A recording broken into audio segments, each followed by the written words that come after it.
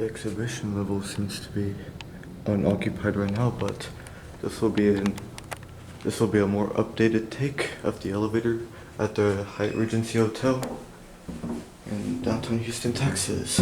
These are the exhibition hall elevators. This one's on peak up. Listen to the motor, it's epic.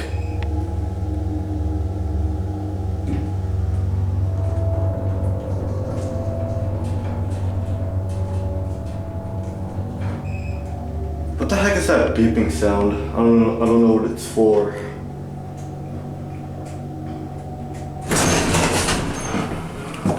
Back onto the exhibition level.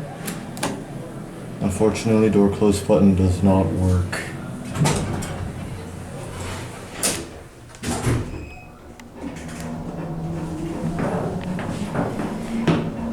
Looks kind of more basic, bland, modern cab.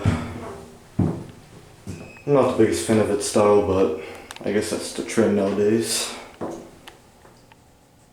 Okay, for the level. Doors seem to still be in bad shape. This is a Westinghouse elevator, definitely still on its original motor. Dry powered too. I won't be filling the guest elevators, obviously. Unless I possibly. Button's already out.